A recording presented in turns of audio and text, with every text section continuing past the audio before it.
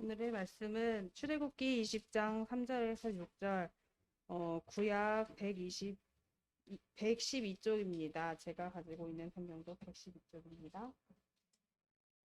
너는 나 외에는 다른 신들을 내게 두지 말라.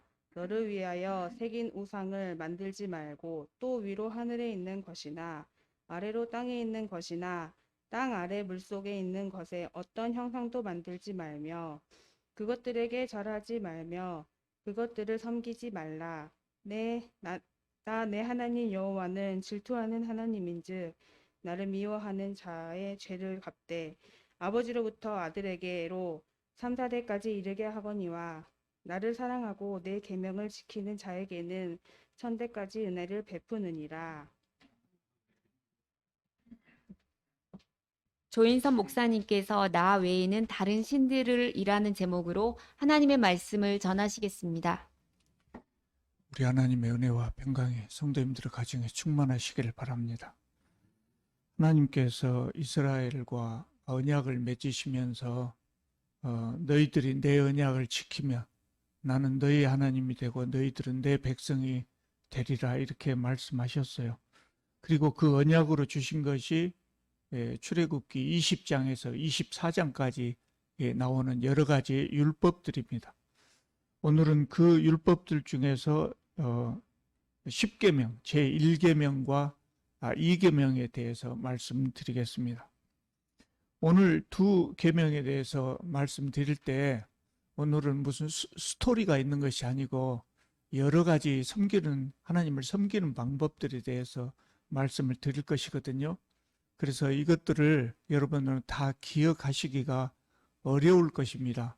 그래서 오늘 말씀을 들으실 때는 여러분들의 평소의 신앙이 오늘 제가 드리는 말씀에 비추어서 어떤가 하는 것을 비추어 보시고 한 가지라도 잘못된 것이 있으면 그것들을 기억하고 고쳐 나가셨으면 좋겠습니다.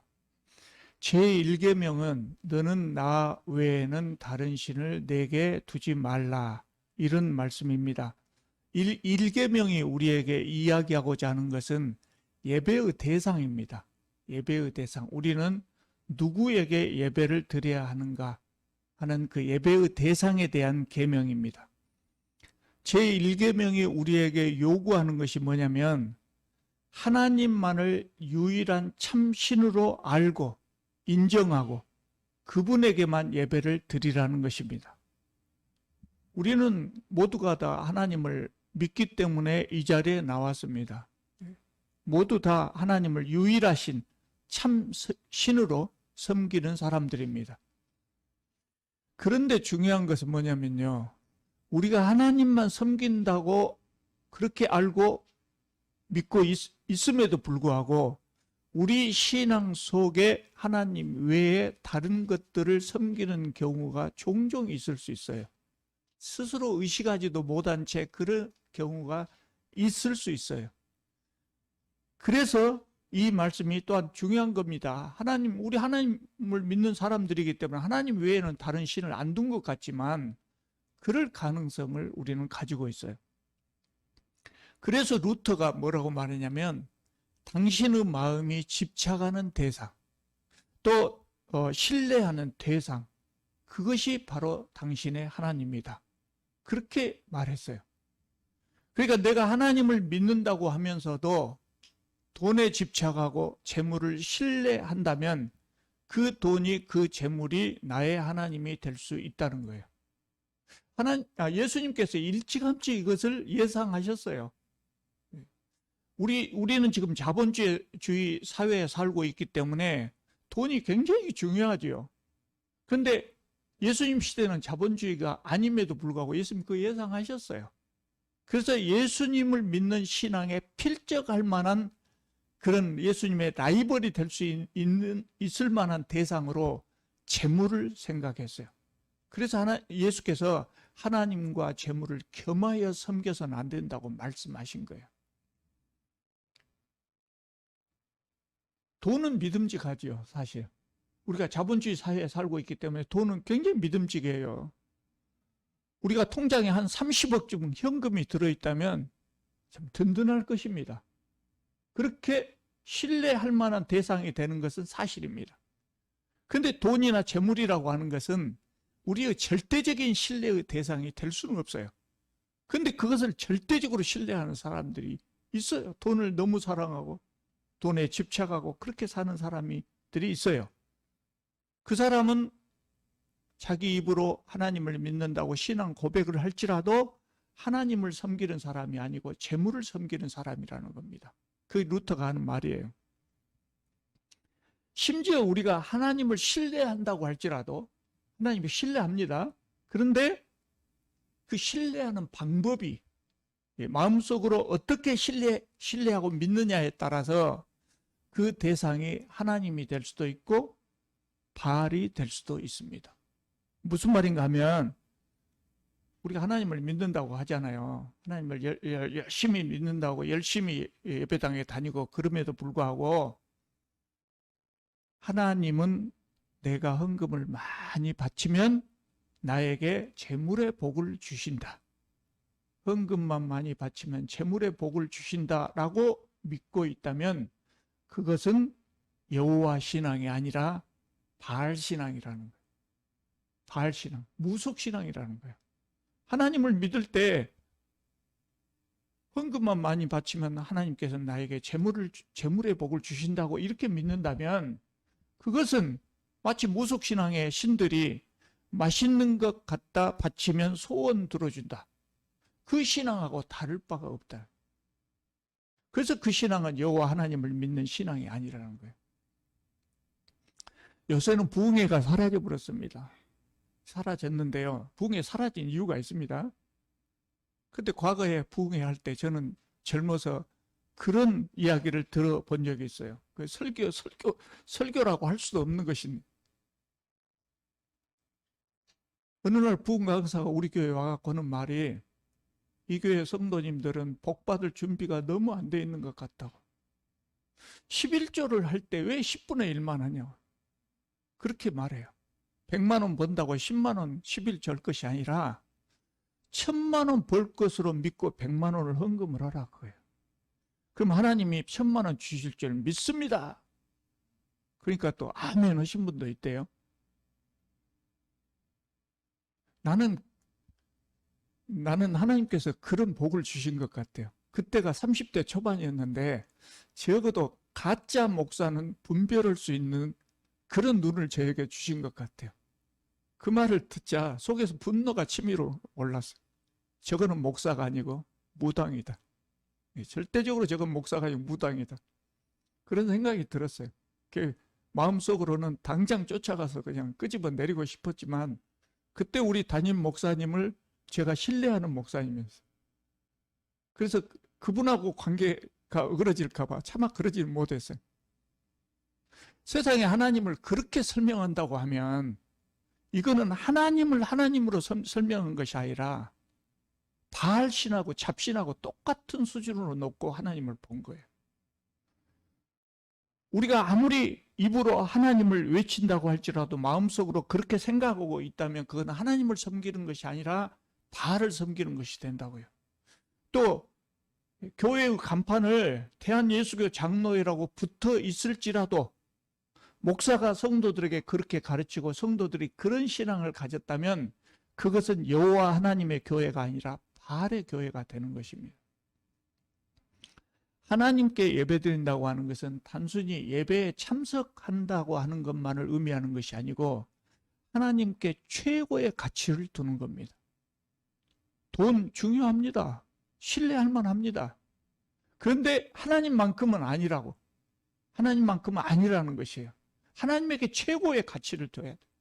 그리고 하나님께 자발적으로 헌신하고 진심으로 경외하고 사랑하고 신뢰하고 입으로 찬양할 뿐만 아니라 삶 속에 하나님 말씀에 순종하고 그렇게 사는 것을 하나님을 예배한다고 우리는 말할 수 있는 거예요.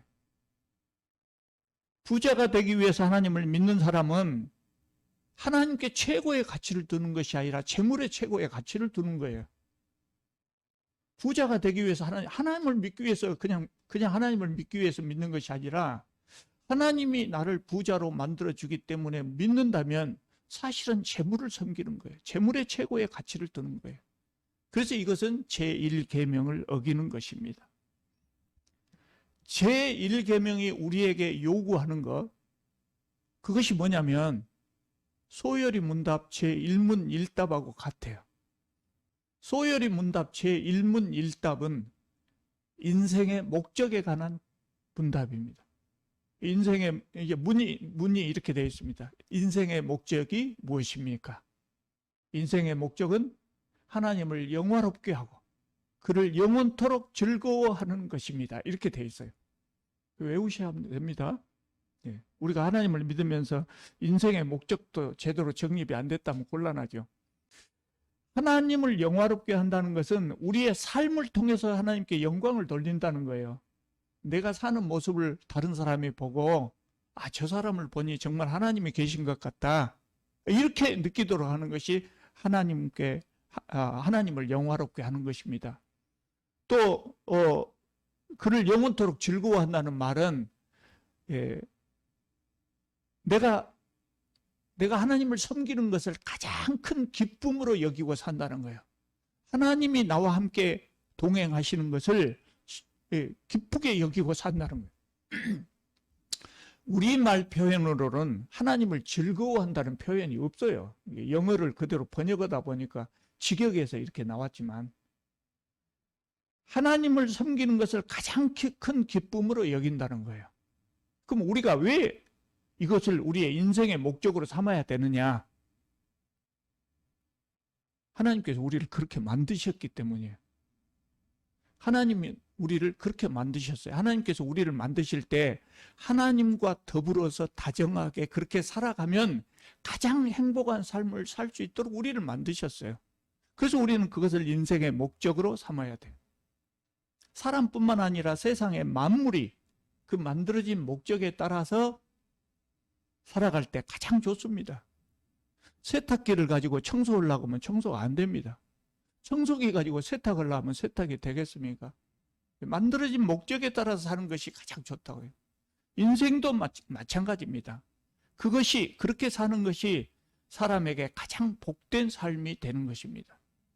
그래서 제1계명은 우리에게 하나님을 영화롭게 하고 영원토록 즐거워하면서 사는 것을 우리의 인생의 목적으로 삼고 살으라고 하는 겁니다.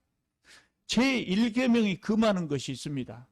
여러 가지로 많이 나와 있지만 몇 가지만 말씀드리겠습니다. 첫째는 하나님이 참된 신이라고 하는 것을 부인하는 겁니다. 하나님을 믿지 않는 것이나 다른 신을 섬기는 것이 여기에 해당합니다. 하나님을 예배하지 않고 하나님을 영화롭게도 하지 않는 것, 하나님 안 믿는 것이죠. 하나님께만 드려야 될 예배와 영광을 다른 신에게도 드리는 것, 다른 종교를 선택하는 것이죠. 우리는 모두가 하나님을 믿기 때문에 이 자리에 나왔습니다. 그래서 방금 말씀드린 그런 두 가지 일은 없지요. 불신이라든가 다른 신을 섬기는 사람은 없을 것입니다. 그런데 기독교인이라고 할지라도 범하기 쉬운 것이 있습니다. 그것이 뭐냐면 종교 혼합주의입니다. 종교가 혼합돼서 있는 것이 나도 모르는 사이에 그런 경우가 많아요. 그 첫 번째 가장 많은 것이 뭐냐면 아까 말씀드린 무속신앙의 영향입니다. 무속신앙이라고 하는 것이 굉장히 무서운 것입니다. 왜 무서운 것이냐면 쉽게 떨쳐버리기가 어려워요. 이 땅에 처음 들어왔던 종교가 무속신앙이잖아요. 그 다음에 고등종교로 불교가 들어왔어요. 그 무속신앙이 다 사라진지 알았더니 불교 속에 무속신앙이 이렇게 들어와 있어요. 그 후로 기독교인들이 압도적으로 많은 시대를 우리가 살고 있습니다. 그래서 미신 같은 거, 무속신앙 같은 거 사라졌을 것 같은데 기가 막히게 이 무속신앙이 기독교 신앙 속에 들어와 있어요. 그래서 무섭다는 겁니다. 기독교 신앙이라고 믿고 있는데 무속신앙. 아까 말씀드린 헌금에 관한 그 이야기가 바로 그런 것입니다. 잘못된 축복관을 가지고 있을 때 우리는 무속신앙에 젖어들게 됩니다. 돈의 최고의 가치를 두는 겁니다. 이것이 종교 혼합입니다. 대놓고 하나님을 섬기면서 부처님도 같이 섬기는 사람은 없습니다. 그런데 하나님을 섬기면서 여전히 무속신앙에 젖어 있거나 돈의 가치를 두는 사람은 많이 있는 겁니다. 두 번째로 제1계명이 금하는 것은 하나님께서 감추신 것을 무모하게 호기심으로 캐내어 알려고 하는 겁니다. 사실 하나님께서 감추신 것이 아니라 하나님께서 우리에게 알려주시지 않는 것, 하나님께서 우리에게 계시하지 않으신 것까지 억지로 그것을 알려고 무모하게 캐내는 겁니다. 그거는 제가 드리는 말씀이 아니라 대요리문답 105번에 나와 있는 이야기입니다. 요리문답에 나와 있는 이야기입니다. 사람들은 호기심이 많아요. 그래서 감추면 더 알고 싶어 하죠. 더 알고 싶어 합니다. 그러나 우리는 하나님께서 우리에게 알려주신 것 이상으로 알려고 해서는 안 돼요. 왜 그러냐면 그것은 하나님의 영역이기 때문입니다. 하나님께서 왜 알려주시지 않았을까요? 알 필요가 없으니까. 그 몰라도 하나님 믿는데 지장이 없고 세상 살아가는데 지장이 없기 때문에 알려주지 않은 거예요. 근데 이것을 자꾸 들추어내는 사람들이 있어요. 주로 누가 그런지 아세요? 이단들이 그래요. 그러니까 이단들이 제일 좋아하는 성경이 어떤 성경입니까? 요한계시록이에요. 우리가 호기심을 갖고 있는 그 부분을 자꾸 이렇게 들추어내고, 그래서 우리의 호기심, 우리가 신비로운 것을 좋아한다, 인간이 신비로운 것을 좋아한다는 걸 늘 자극하려고 하는 것이죠. 이거 주의해야 됩니다. 세 번째로 지나친 자기 사랑이나 자아 추구, 이런 것도 역시 우리가 지양해야 됩니다. 왜냐하면 이런 것들은 우리에게서 많은 시간과 노력을 빼앗아가기 때문에 그렇습니다. 취미 좋은 것이죠. 세상을 살아갈 때 좋은 취미를 갖는 것은 도움이 됩니다. 도움이 될 뿐만 아니라 우리는 취미 한두 가지 정도는 가지고 있는 것이 세상 살아가는데 좋습니다. 그런데 이것이 지나치면 독이 된다는 거예요. 지나치면 독이 됩니다. 주말마다 골프 치러 가면 하나님 섬기기가 어려워요. 하나님 섬기기만 어려운 것이 아니라 하나님께서 우리에게 맡겨주신 가정도 충실하게 잘 돌볼 수가 없지요. 출세만을 위해서 사는 것도 역시 마찬가지입니다.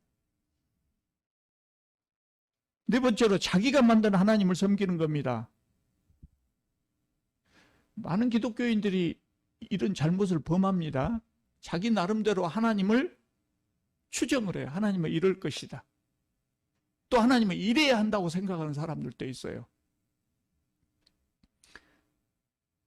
그렇게 스스로 하나님을 정하는 겁니다. 그래서 그렇게 하나님을 믿는 겁니다. 이렇게 믿으면 뭐가 문제냐면 자기 기대대로 이루어지지 않았을 때 하나님을 원망하고 부정합니다.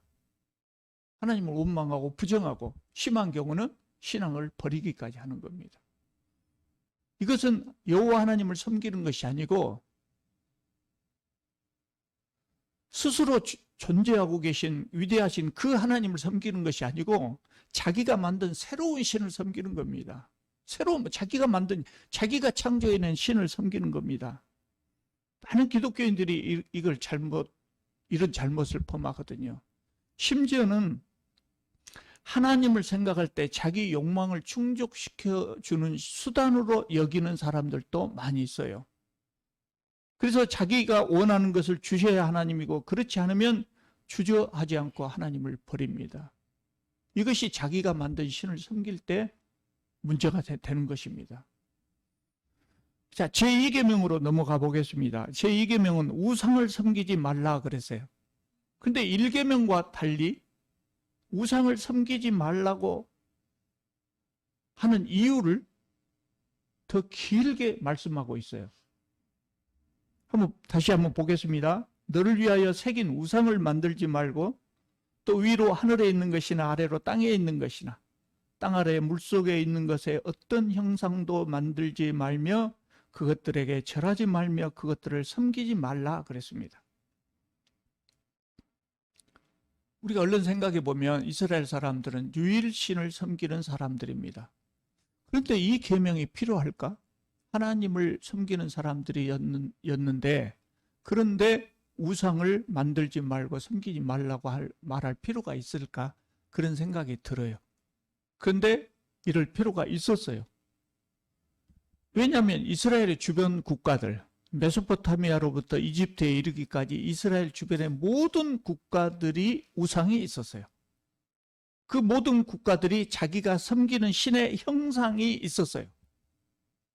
그리고 이스라엘은 역사적으로 이 두 문명권과 긴밀한 유대 관계가 있었어요. 그러니까 종교적으로 영향을 받지 않을 수가 없었어요. 그래서 하나님께서 이 계명을 주신 것입니다. 요새 지금 사사기를 읽고 있죠. 사사기를 보면 그 부분이 바로 나옵니다. 하나님께서 모세를 통해서 이 십계명을 주신 지 얼마 되지 않아서 여호수아와 동시대의 장로들이 다 죽고 난 다음에 이스라엘은 종교가 혼합이 되어버립니다.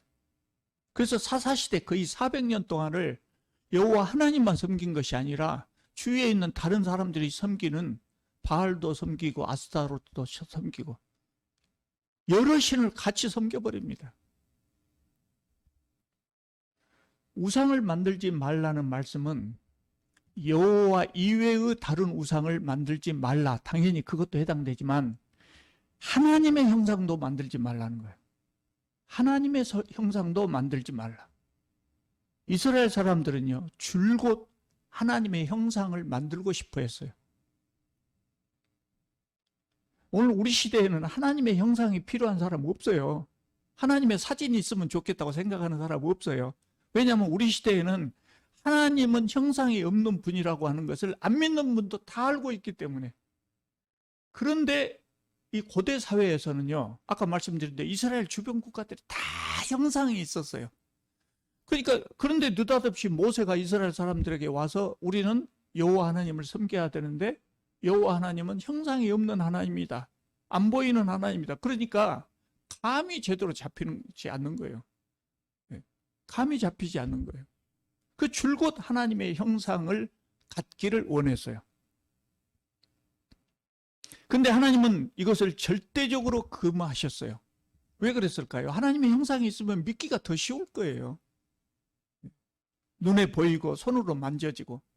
그러니까 하나님의 실존이 이렇게 보면은 보이니까 하나님의 실존을 믿기가 더 쉬웠을 거예요. 그러니까 하나님 안 보인다고 하니까 얼마나 믿기가 어려웠겠어요. 그래서 줄곧 이스라엘 사람들은 하나님의 형상을 갖고자 했던 거예요. 근데 하나님이 안 된다고 한 이유가 뭐냐면 우리가 하나님을 형상화하는 순간 뭔가 이렇게 보이는 것을 이렇게 만든단 말이에요. 그럼 이것이 하나님이 되어버립니다. 하나님은 어떤 하나님이냐면 이런 하나님이 아니고 온 우주에 충만하신 하나님, 전지전능하신 하나님, 오늘만 존재한 것이 아니라 과거, 현재, 미래, 편재에 계신 위대하신 하나님이거든요. 그런데 하나님을 이렇게 만들면 이게 하나님이 되어버린 거예요. 하나님이 유한한 존재가 되어버려요. 아주 작은 하나님이 되어버려요. 그래서 하나님의 형상을 만들지 말라는 거예요. 또 하나님의 형상을 만들면 창조주 하나님이 피조물이 되어버려요. 피조물이. 그리고 내가 만든 것이 되어버려요. 내가 만든 하나님이 되어버려요. 내가 만들었기 때문에 이 형상은 나를 위해서, 나만을 위해서 존재하는 하나님이 되어버려요. 그래서 하나님의 형상을 만들지 못하게 한 겁니다. 십자가는 우상이 아니고 예수님의 희생을 우리에게 생각나게 하는 그냥 표시일 뿐입니다. 계속해서 역사적으로, 기독교 역사적으로도 보면 계속해서 기독교인들도 하나님의 형상을 만들기를 좋아했어요. 그래서 가톨릭은 사람들이 글을 몰랐던 시절에 사람들에게 하나님을 가르치고 성경을 가르치기 위해서 상을 만들고, 십자가 상을 만들고 예수 그리스도의 상을 만들고 또 많은 그림을 그려놓고 성화를 예배당 벽에 그려놓고 그랬지 않습니까? 근데 그것을 우상화해버린 사람들이 많이 있었어요. 가톨릭 성도들 중에 상당히 많은 사람들이 성모 마리아 상, 예수님 십자가 지고 있는 이 상을 하나님 대하듯 합니다. 그냥 그것을 우리에게 상기시켜주는 것으로 알고 있으면 돼요. 만약 우리 성도님들 중에도 십자가를 그렇게 생각하는 분이 있다면 이거 없애버려야 됩니다. 이거 없애버려야 돼요. 이거 있으면 큰일 나요. 이게 우상이 되어버린 겁니다. 그래서 합동측 교단에서는 강단에 십자가상도 세우지 않습니다. 근데 우리 통합측 교단에서는 우리는 충분히 그것을 이해하고 있기 때문에 그냥 세워도 상관없다고 생각하는 거죠. 제1계명은 아까 말씀드린 대로 우리가 누구에게 예배해야 되냐 하는 예배의 대상에 대한 계명입니다. 그러면 제2계명은 어떤 계명이냐? 하나님을 사랑하는 방법에 관한 계명입니다. 하나님을 어떻게 사랑해야 되냐? 그것을 우리에게 보여주는 것입니다. 여러분, 내가 어떤 여자를 사랑한다 또는 어떤 남자를 사랑한다. 그럼 어떻게 사랑을 해야 됩니까? 그 사랑이 상대방을 감동시키려고 하면 어떻게 사랑을 해야 되겠습니까? 상대방이 원하는 방식으로 사랑을 해야 됩니다. 내가 좋아하는 방법으로 사랑해서는 상대방을 감동시킬 수 없습니다. 그래서 우리 우스갯소리로 그거 있잖아요. 여자친구 생일날 축구공을 선물했다고. 왜냐? 자기가 축구공 좋아하니까. 멍청한 짓이죠. 감동을 줄 수가 없는 거예요. 하나님을 사랑할 때도 마찬가지로 하나님께서 원하시는 방법으로 하나님을 사랑해야 돼요. 그래서 하나님께서 원하시는 방법으로 하나님께 예배를 드려야 되는 것이죠. 내가 원하는 방법으로 하면은 하나님이 절대 기뻐하시지 않아요. 제가 필리핀을 여행할 때 일부러 박물관을 쭉 돌아본 적이 있어요. 한 이틀 동안 필리핀의 박물관을 쑥 돌아봤는데, 박물관에 가면 여러 가지 형상들이 많이 있겠죠. 근데 특히 많은 것이 있어요. 우리나라 박물관에 가면 무슨 상이 많이 있던가요? 부처님 상이 많이 있어요. 왜냐하면 과거에 불교를 국교로 했던 때가 있었기 때문에 부처님 상이 많아요. 근데 필리핀에 가보면 가톨릭을 국교로 했던 그 시기가 오래되어 있기 때문에 예수님 상이 많습니다. 근데 그 예수님 상이 우리나라 가톨릭 교도들이 가지고 있는 예수님 상하고 전혀 달라요. 어떻게 다를까요? 화려하더라고요. 화려해요. 상아로 만들어요. 상아. 지금은 그렇게 상아가 비싸지 않지만 과거에는 엄청나게 비쌌을 때가 있었어요. 상아로 예수님 상을 만들어 놓고요. 그것도 부족해서 금으로 입혀놨어요. 비단 옷을 입혔어요. 예수님 상에 상아와 금과 비단으로 치장을 해놨어요. 그리고 예수님을 잘 섬겼다고 생각하겠죠. 예수님을 사랑하는 방식을 그렇게 표현을 했다고요. 예수님이 기뻐하실까요? 그 상들이 주로 어느 때 나왔냐면 스페인이 필리핀을 식민지로 삼고 있었던 그 시대에 주로 많이 나왔어요. 스페인 사람들이 가난한 필리핀 사람들을 억압하고 착취해서 모은 돈으로, 그 돈으로 예수님에게 황금 옷과 비단 옷을 입혔어요. 예수님 기뻐하셨을까요? 그 예수님 사랑하는 방식이 아니란 말이죠.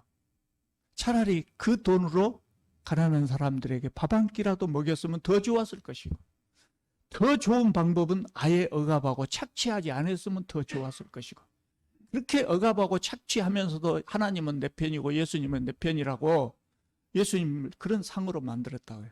그 예수님을 사랑하는 방식이 아니죠. 우리나라 개신교회에서는 예수님 상을 만들지 않습니다. 그런데 우리 개신교 교회들 중에서도 하나님을 그런 방법으로 사랑하는 사람들이 들어있는 것 같아요. 하나님을 사랑한다고 하나님께 아름다운 집을 지어드린다고 예배당을 수천억을 들여서 지은 사람들도 있어요. 크고 아름답게 짓는 사람들이 있어요. 여러분, 예배당은 성전이 아닙니다. 예배당은 하나님께서 주무시라고 우리가 하나님을 위해서 지어드리는 집이 아니에요. 성전하고 달라요. 예배당은 우리가 예배드리기 편하도록 예배당 만든 거예요. 예배당이 하나님의 집이라면 우리는 정말 하나님을 잘못 섬기는 거예요. 예배당을 아름답게 건축해야지 우리가 임차해갖고 이렇게 쓰고 있으면 되겠어요? 이게 하나님의 집이라면? 예배당은 우리 예배드리기 편하도록 만든 거예요. 우리 자녀들을 신앙교육하기 편하도록 만든 거예요. 그러니까 우리를 위해서 만든 것이지 하나님을 위해서 만든 것이 아니에요. 그런데 하나님을 위해서 만든다고, 하나님을 위해서 집 지어드린다고 수천억을 들여서 크고 아름답게 짓는 사람들이 있어요. 하나님을 빙자해서 자기 욕심 채우는 겁니다, 목사들이. 천박한 행위죠. 이것은 하나님을 사랑하는 방법이 아닙니다. 우리는 하나님이 원하신 방법으로 하나님을 사랑해야 됩니다. 그걸 꼭 기억해야 됩니다. 그래야 예배는 어떻게 드려야 되냐? 예배는 기도하고 찬양하고 뭐 이렇게 순서대로 드려야 된다. 이것보다도 기본적으로 하나님이 좋아하는 방식으로 하나님을 섬기는 것. 그 진정한 예배가 되는 겁니다. 구체적으로 찬송가를 몇 장 부르냐, 기도를 몇 번 하느냐, 그것이 중요한 것이 아니죠. 제2계명에는 2계명을 주신 이유가 길게 첨부되어 있어요. 그런데 이게 조금 당혹스럽게, 처음에 제가 이 10계명을 배울 때 이게 당혹스럽게 하더라고요. 왜냐하면 여기 이런 말씀이 나와요. 나는 너의 하나님, 너의 하나님 여호와는 질투하는 하나님인즉, 이런 표현이 있어요. 질투한다는 말이 하나님께 어울리지 않는 표현 같았어요. 예. 세속적인 남녀 관계에나 어울리는 그런 표현 같았어요. 그러나 우리는 하나님께서 우리를 향하여 질투하시는 것에 감사해야 합니다. 왜 그러냐? 하나님은 지극히 높은 곳에 계시면서 그곳에서 우리를 가만히 내려다 보시는 그런 분이 아니에요. 그렇게 내려다 보고만 계시는 분이 아니에요. 우리의 하나님은요, 우리 삶 속에, 우리의 시간 속에, 우리의 역사 속에서 우리와 함께 하시는 하나님이에요. 우리의 애환을 함께 하시는 하나님이에요. 인간의 몸을 입으시고 이 땅에 오셔서 십자가의 고통을 몸소 겪으신 그런 하나님이에요. 그래서 그분은 우리를 향해서 질투하실 수 있어요. 하나님 외에 그런 신은 세상에 없어요. 다른 신들은 평소에 사람들에게 아무 관심이 없어요. 아무 관심이 없다가 맛있는 것 바치면 그때만 반응하는 그런 신이에요. 그래서 그런 신들은 인간을 향해서 질투하지도 않고 질투할 자격도 없어요. 그래서 우리는 하나님께서 우리를 향해서 질투하신다고 하는 것에 감사해야 돼요. 이 표현이 참 좋은 표현이에요. 알고 보면. 또 저를 당혹하게 했던 것이 뭐냐면, 나를 미워하는 자의 죄를 갚되 아버지로부터 아들에게로 3, 4대까지 이르게 하겠다. 어려서 이 10계명에 이것을 외우는데 두렵더라고요. 어떤 사람이 잘못하면 하나님께서 아들 손자까지 벌하시는가? 이런 생각이 들어서 무서웠어요. 근데 이 말씀은 그런 말씀이 절대 아니에요. 자손 대대로 조상의 죄값을 치러야 된다. 이거는 기독교 사상하고 전혀 관계가 없어요. 성경 말씀에 아버지는 자식으로 인해서 사형당하지 않는다. 자식은 아버지로 인해서 사형당하지 않는다. 모든 사람은 각자 자기의 죄로 인해서 벌을 받을 수는 있어도 남의 죄로 인해서 벌을 받는 것은 아니다. 이런 말씀이 성경에 여러 군데 있어요. 그래서 아버지의 죄 때문에 아들 손자까지 벌을 받지는 않아요.